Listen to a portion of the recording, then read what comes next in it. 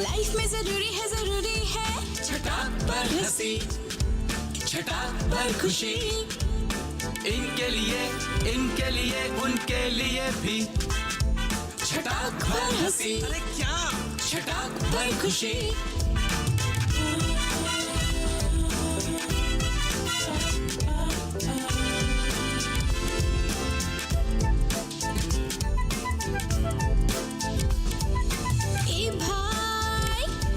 Life में जरूरी है छटाक पर हंसी, छटाक पर खुशी, छटाक पर हंसी, छटाक पर खुशी।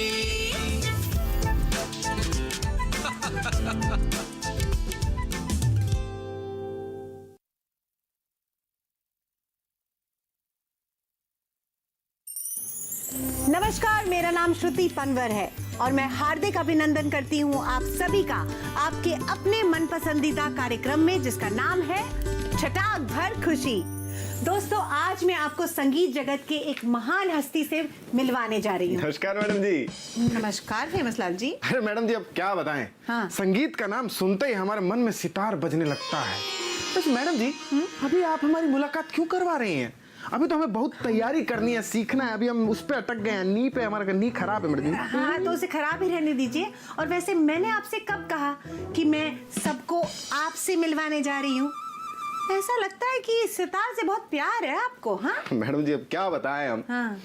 अगर हम सितार बजाने लगे ना मैडम जी, तो बस सब लोग हमको सितारा माने स्टार समझने लगेंगे। और आपको तो पता है स्टार कहाँ रहते हैं मैडम जी? आकाश में।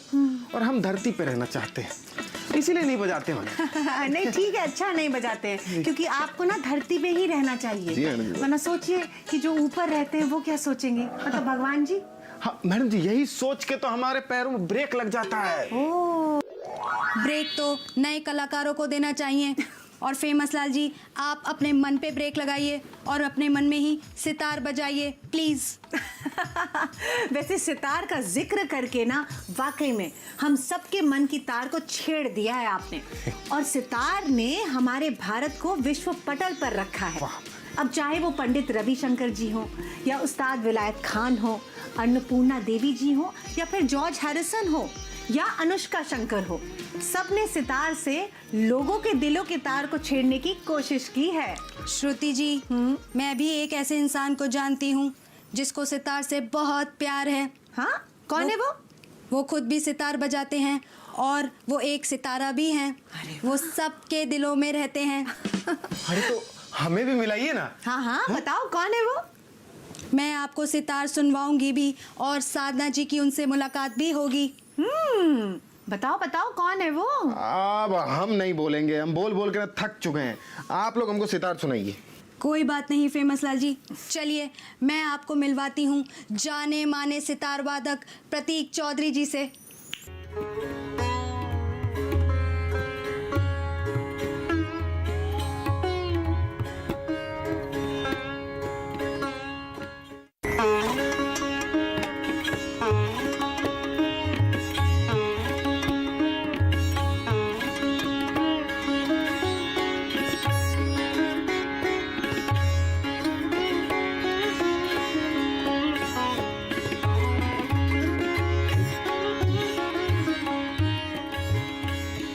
हमारे भारतवर्ष में ज्ञान चाहे वेदों का हो या फिर संगीत का, ये सभी मौखिक परंपराएं हैं जो सदियों से पीढ़ी दर पीढ़ी गुरु शिष्य परंपरा के तहत प्रवाहित है। आज हमारे बीच एक ऐसे ही कलाकार हैं जो इसी परंपरा का निर्वहन करते हैं। आप हैं पंडित प्रतीक चौधरी, जो कि सुविख्यात सितार वादक पंडित देबू चौधरी के सुपुत्र और शिष्य हैं। प्रतीक जी, आपके वादन में बहुत मिठास है, जैसे आपके पिताजी बजाते हैं। तो आप अपने घराने के बारे में, अपने बाज के बारे में कुछ बताएंगे क्या? आप सबको नमस्कार। हमारा जो घराना है, जैसे आपने पूछा, ये जयपुर सेनिया घराना है। और सेनिया, जैसे आप नाम जानते हैं, तानसेन से इस घराने का नाम पड़ा है। और जो खास बात इस घराने में, एक जो सबसे पहले मैं बताऊं कि इसमें आप देखते हैं सितार जैसे हमारा है, ये पर्दे हैं, ये 17 पर्दे हैं। आजकल के सितारों में आप देखते हैं 19 पर्दे हैं, ये 17 पर्दे हैं। 19 पर्दे या 20 पर्दे भी हैं, 21 पर्दे भी हैं। तो ये ट्रेडिशन चले आ रहा था मसीद सेन के समय से, and Masid Sen was related to Miyan Tansen. उनके फैमिली में थे मसीद सेन, जो जिनके सितार में ये 17 पर्दे थे। जी। तब से लेके आज तक आइदर फादर टू सन या गुरु टू शिष्य ये आया है। हम 9वीं पीढ़ी है, हमारे पिताजी पंडित देबू चौधरी 8वीं पीढ़ी हैं, उस्ताद मुश्ताक अली खान साहब हमारे दादा गुरुजी 7वीं पीढ़ी, सो ऑन टिल मसीद सेन। सब ने ये परंपरा फॉलो की है कि भाई 17 पर्दे की सितार इसमें आप बजाएं। और स्ट्रिंग अरेंजमेंट भी आप जहाँ तक देखें हमारा कुछ अलग है सितार में, घराने में। जैसे पहला तार बाज का तार कहते हैं, दूसरा जोड़े का, फिर खरक पंचम जिसे कहते हैं, स्टील पंचम, और चिकारी में लास्ट 3 सा है, 2 सा की जगह। अच्छा, आपके पिताजी और आपने जो भी करा है अपने गुरु के नाम पर करा है। एक जैसे गुरु शिष्य परंपरा है, तो गुरु को ही आपने पूरा समर्पित किया अपने आप को। बिल्कुल, जो भी काम वह करते हैं गुरु के नाम पे करते हैं। आजकल ऐसा देखने को नहीं मिलता है, लोग अपने नाम पर करते हैं। तो देखिए, गुरु आप भगवान को देख नहीं सकते।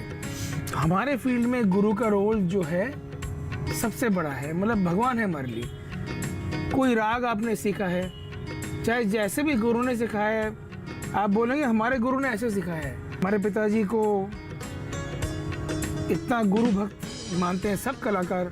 पंडित रविशंकर जी भी बोलते थे भी उनसे सीखो, पंडित देबू चौधरी जी से, कि गुरु की भक्ति क्या होती है, कैसे की जाती है। ये जज्बा बहुतों में नहीं है। मैं समझता हूँ यंग जनरेशन में इसको, ये एक उनके लिए मिसाल है कि गुरु की भक्ति, आप अगर अच्छे गुरु आपको मिल जाते हैं, एक सच्चे शागिर्द को सच्चा गुरु और एक सच्चे गुरु को सच्चा शागिर्द मिलता है, तो संजोग होता है वो कलाकार। वैसे ये भी कहते हैं कि गुरु के आशीर्वाद के बिना कुछ हासिल नहीं होता है। बिल्कुल बिल्कुल।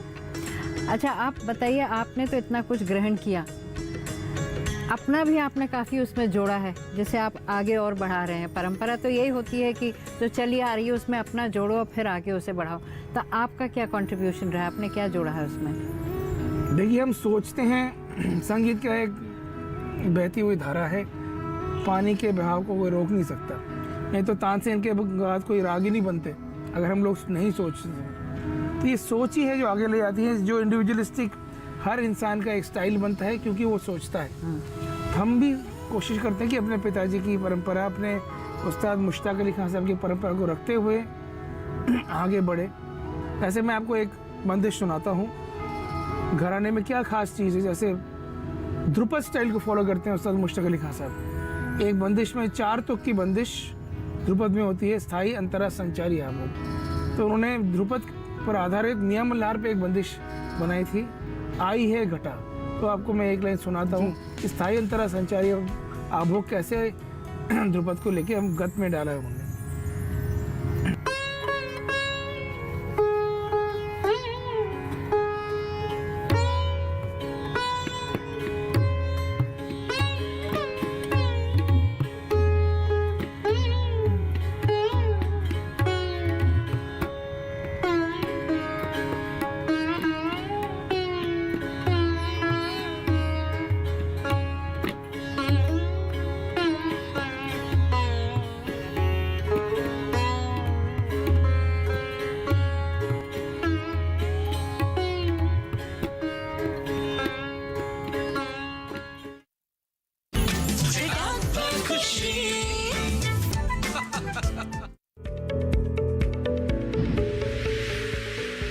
खुशहाल होंगे खेत, पशु रहेंगे स्वस्थ, सरकारी स्कीम का होगा लाभ, जब एक्सपर्ट्स का मिलेगा साथ, आपके सवाल विशेषज्ञों के जवाब, सिर्फ एक फोन कॉल की दूरी पर।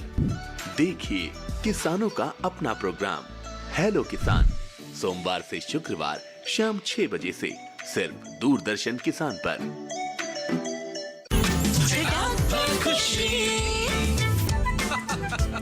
ब्रेक के बाद आप सभी का एक बार फिर से स्वागत है। फेमस लाल जी, जी मैडम आपके जी। फोन पे फैन का फोन आ रहा है। अरे हाँ, अरे अरे मैडम जी, तो लवली का फोन है। उठाइए उठाइए। हाँ लवली, कैसी हो? का हुआ बताओ ना। कुसुम? अरे रे रे रे रे रे भगवान जी। अरे सुनो, तुम चिंता मत करो, ठीक है? हम तुम्हारे बाबूजी के सर से ना अब्बे कुसुम का भूत उतारते हैं, ठीक है? तुम चुप हो जाओ, जाओ कुछ खा लो। हाँ ठीक ठीक, चलो। क्या हुआ फेमस लाल जी? अभी तो दिल में सितार बज रहे थे, पर लगता है अब पूरी बैंड बजी पड़ी है। अब क्या बताएं हम आपको मैडम जी। लवली के बाबूजी जो है ना, इस उम्र में पता नहीं क्या कर रहे हैं। वो कह रहे हैं ना कि कुसुम को अपने घर में लाएंगे, गांव में, और सबको पानी देगी कुसुम। अब बताइए, ये करना अच्छा लगता है? बिल्कुल करना चाहिए। अपने ही गांव में नहीं, बल्कि पास के गांव में भी कुसुम को लेकर आना चाहिए। अरे मैडम जी, हमको तो लगता था इंसान पगलाते हैं, ये तो मशीनों पगलाने लगे हैं। अच्छा दीदी, एक बात बताइए, आप डेटा की जगह धतूरा खाने लगे हैं क्या? अध जल गगरी छलकत जाए, भरी गगरिया चुपके जाए, मतलब समझते हैं आप? अरे आप कहना क्या चाहती हैं? मैं समझाती हूँ। घड़ा आधा भरा हुआ हो तो आवाज करता है, साथ में पानी भी छलकता है। लेकिन अगर घड़ा पूरा भरा हो तो आवाज नहीं करता और उसमें से पानी भी नहीं छलकता है। पूर्ण रूप से भरा हुआ घड़े का पानी पानी को पकड़े रहता है, उसे गिरने नहीं देता। अब समझे? अरे आपके कहने का मतलब क्या है? यही कि आपको है आधी अधूरी जानकारी, इसीलिए मैं देती हूँ आपको पूरी जानकारी। KUSUM यानी कुसुम, और इसका मतलब होता है किसान ऊर्जा सुरक्षा एवं उत्थान महाअभियान। आप समझे? अरे हमको तो कुछ समझ में आ ही नहीं रहा है, क्या बोल रही हैं आप? फेमस लाल जी, कुसुम भारत सरकार की ऐसी स्कीम है जो देश के किसान बहनों और भाइयों को सिंचाई में आने वाली समस्या को दूर करने और उन्हें आर्थिक रूप से मजबूत करने के लिए बनाई गई है। और सुनिए फेमस लाल जी, इस स्कीम के माध्यम से किसान बहन भाई सोलर वाटर पंप की मदद से न केवल सिंचाई का काम आसानी से कर पाएंगे, बल्कि सौर ऊर्जा से बनने वाली बिजली को भी बेच पाएंगे, जिससे उनकी माली हालत भी सुधर जाएगी और फसलों के लिए पानी की कमी भी दूर हो जाएगी। और सबसे अच्छी बात ये है कि इसमें किसी प्रकार के ईंधन की जरूरत नहीं पड़ेगी। इसके लिए खेतों में सौर पंपों को लगाने का काम शुरू किया गया है। इससे आपकी आर्थिक स्थिति बेहतर होगी, साथ ही सिंचाई ना हो पाने की वजह से फसल भी खराब नहीं होगी। Solar water pump? मैडम जी, इस सोलर वाटर पंप हमको मिलेगा कहाँ से? थोड़ा विस्तार में बताइए हमको। बिल्कुल बताएंगे, आपको ही नहीं अपने किसान बहन और भाइयों को भी बताएंगे। तो सुनिए, कुसुम योजना में आवेदन करने के लिए आपको कुछ प्रक्रिया से गुजरना होगा, जिसमें इंटरनेट भी आपकी मदद कर सकता है, या आप अपने गांव के सरपंच से भी इसकी जानकारी ले सकते हैं। सबसे पहले इसकी आधिकारिक वेबसाइट www.mnre.gov.in पर जाकर अपने राज्य के कुसुम योजना पर कार्य कर रही एजेंसियों का पता चल जाएगा और उनसे संपर्क करके आवेदन वहां जमा करना होगा। तो मैडम जी, आपने ये तो बताया नहीं कि आवेदन के लिए कौन कौन से कागज लगेंगे? दीदी बताइए जरा इन्हें। जी बिल्कुल फेमस लाल जी, अच्छा सवाल किया है आपने।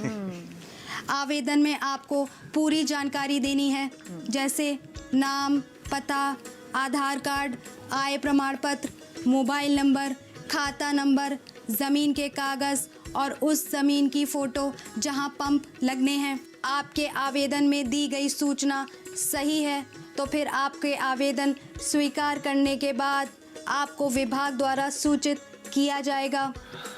मांगी हुई जानकारी को सही भरना है या किसी से भी भरवाना है, क्योंकि अगर आपने कुछ भी गलत जानकारी दी तो आप इस कुसुम योजना का लाभ नहीं ले सकते। अच्छा, तो मैडम जी आप ये बताइए कि इसमें खर्चा कितना आएगा?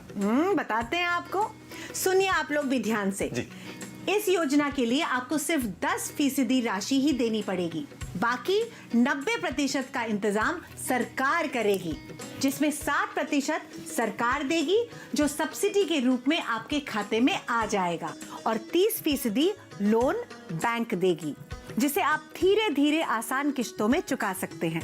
और एक बात, जितने भी केंद्र शासित प्रदेश हैं या स्पेशल स्टेट हैं, जैसे north east India, Jammu Kashmir, Ladakh, Himachal Pradesh, Uttarakhand, वहां 80% सरकार देगी और 10% बैंक लोन देगा, और बाकी का 10% किसान बहन भाइयों को देना होगा।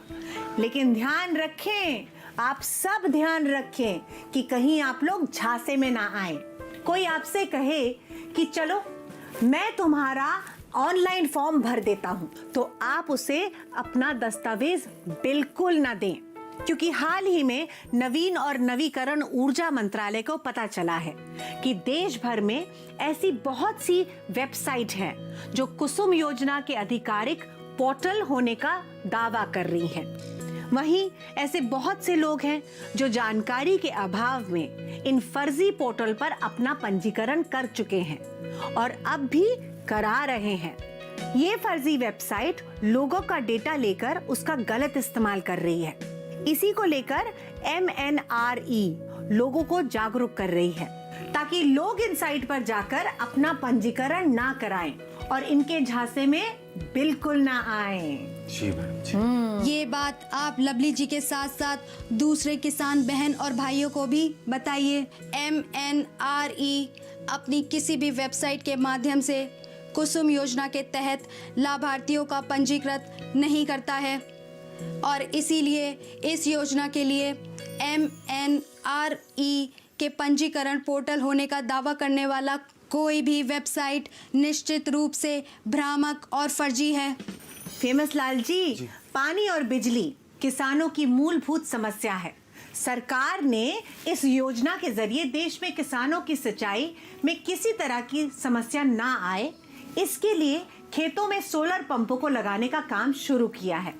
इस योजना के अंतर्गत 3 करोड़ से अधिक डीजल और बिजली से चलने वाले पंपों को आने वाले कुछ सालों में सौर पंपों में बदलने का काम होगा। हाँ मैडम जी, कुसुम को तो अब हर गांव में लेके आना चाहिए। मैडम जी, हम ना लवली को फोन कर देते हैं, नहीं तो उसके घर में बहुत कलेश हो जाएगा। हाँ हाँ बिल्कुल कीजिए, बल्कि ये भी कहिए कि लवली को अपने ही गांव में नहीं बल्कि बाकी और गांव में भी बताना चाहिए कि आप सबको सोलर वाटर पंप लगाना है। जी। तो चलिए फिर इसी बात पे हम सब लेते हैं एक छोटा सा ब्रेक।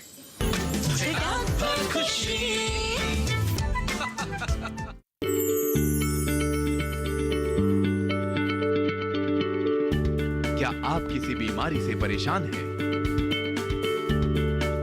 चाहते हैं डॉक्टर की सलाह? तो हम हैं आपके साथ, बताएंगे आपको जीने की राह। समस्याएं आपकी, समाधान देश के मशहूर विशेषज्ञों के। घर बैठे बात करें देश के जाने माने डॉक्टरों से। हमारे लाइव प्रोग्राम स्वस्थ किसान में हर शनिवार शाम 6 बजे से 7 बजे तक।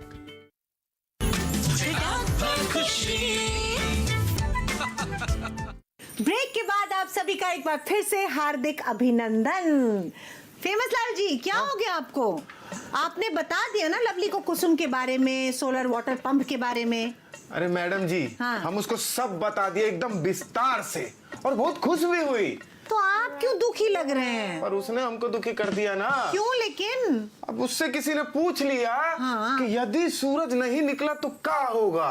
तो फिर आपने क्या जवाब दिया? हमने बोला भैया पहले फसल तो लगाओ, और सूरज तो अपने टाइम पे उगेगा फिर डूबेगा।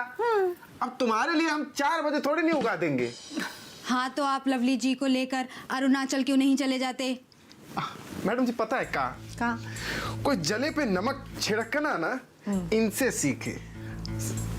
अरे आए थे हरि भजन को और ओटन लगे कपास। अरे हम ऊर्जा की बात कर रहे हैं और आप अरुणाचल पहुंच गई, और इसमें लवली वाला मैटर कहां से घुस गया? जी बताती हूँ, सुनिए। अरुणाचल प्रदेश के डोंग वैली की देवांग घाटी पर सबसे पहले सूरज उगता है। इस जगह पर सुबह 4 बजे ही सूरज उग जाता है।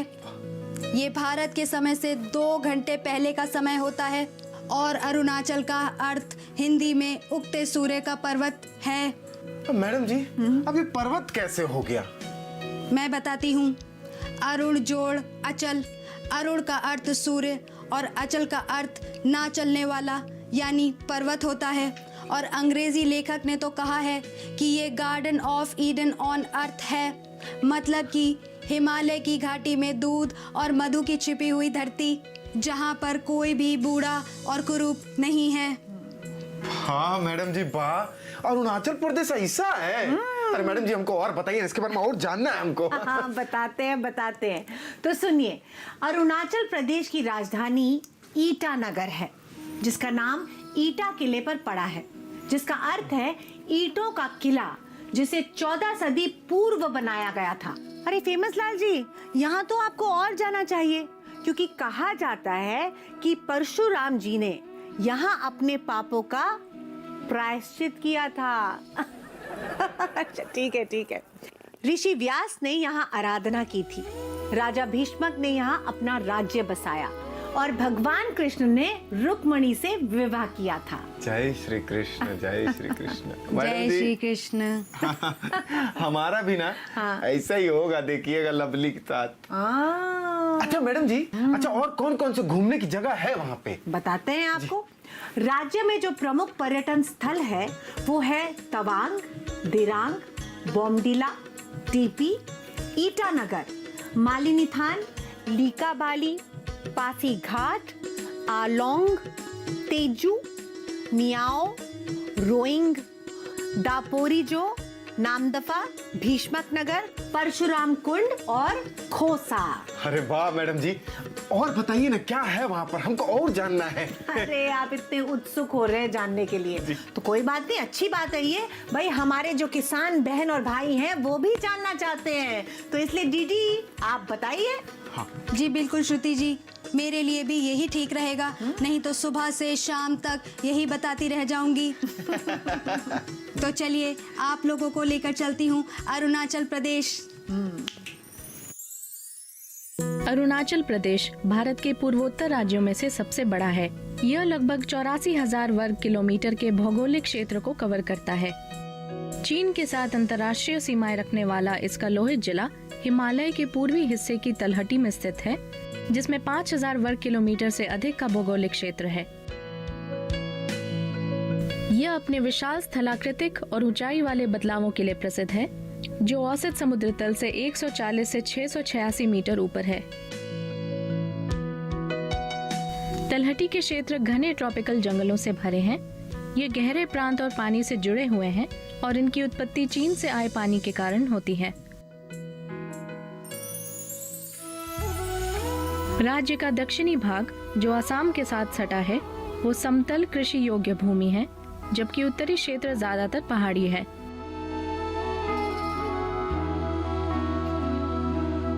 नदियों में बार बार परिवर्तन होता है और जिले में सड़क संचार का प्रतिपादन अत्यंत कठिन है। इस जिले का नाम प्रमुख नदी लोहित के नाम पर रखा गया है, जो पूर्वी तिब्बत से होकर बहती है और किबिथु क्षेत्र में भारत में प्रवेश करती है। फिर ये लोहित जिले के हिंदुओं के प्रसिद्ध तीर्थ स्थल के परशुराम कुंड में प्रवेश करती है। कामेंग नदी और नोआ दिहिंग नदी अन्य मुख्य नदियां हैं, जो जिले के दक्षिणी भाग में बहती हैं। लोहित जिले के अधिकांश लोगों के लिए कृषि आजीविका का प्रमुख स्रोत है, लेकिन इस क्षेत्र में बहने वाली नदियां मिट्टी के कटाव का कारण बनती हैं। इसके परिणाम स्वरूप बाढ़ और पानी के बहाव और फसल की कटाई की गंभीर समस्या पैदा होती है। गर्मी के दिनों में जिले के विभिन्न हिस्सों के बीच आवागमन नाव सेवाओं के माध्यम से ही संभव है। इन नदियों के बीच में रहने वाले खंपातियों के पास अपनी पारंपरिक नावें हैं और रोइंग में विशेषज्ञ हैं।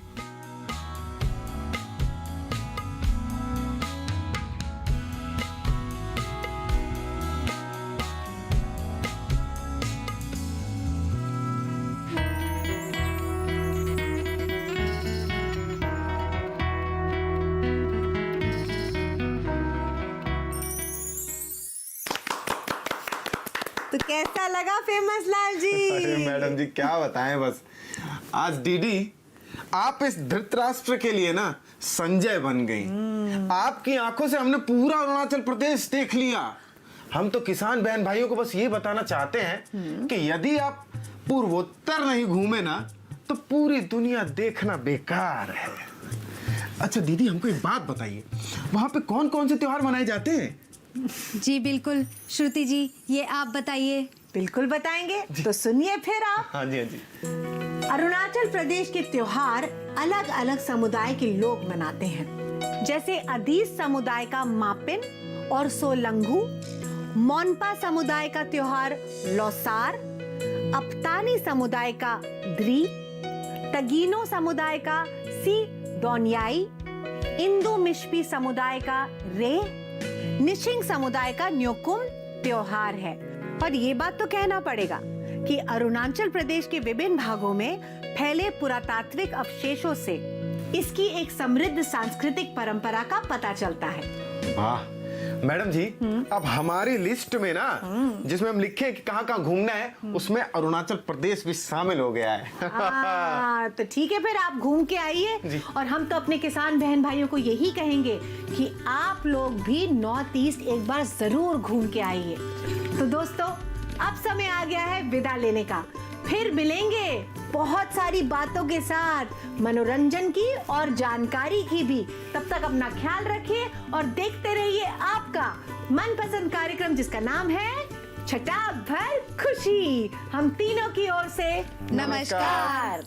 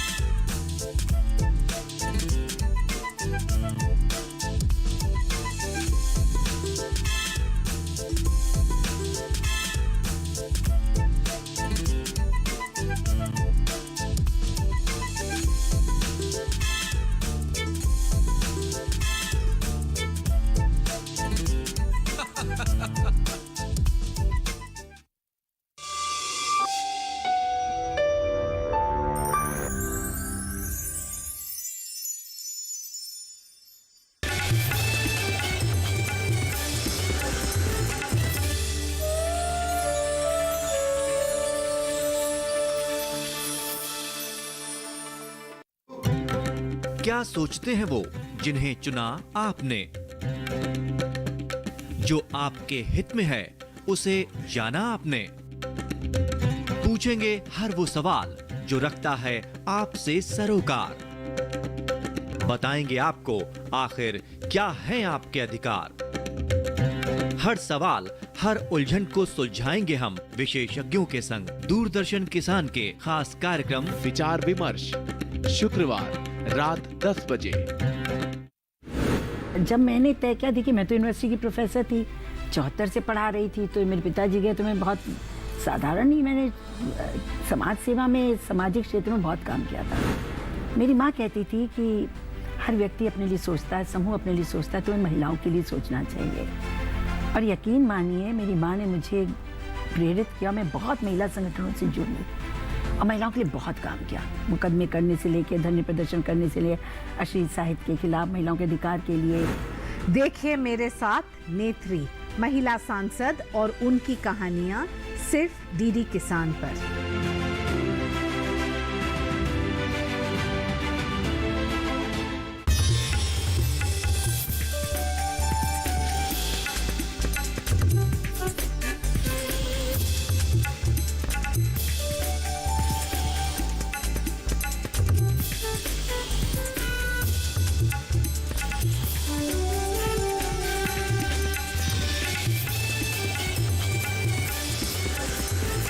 डीडी किसान, बदलते भारत की शान।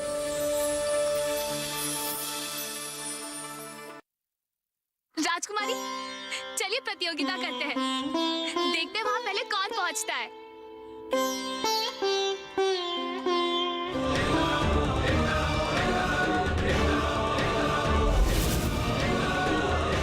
कृष्ण, जलपान में केवल फल और वो भी मात्र 2?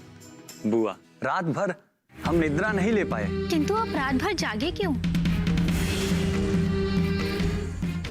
मौसम खबर के सह प्रायोजक हैं agriculture insurance company of India limited. संपन्न भारत की पहचान, बीमित फसल, खुशहाल किसान।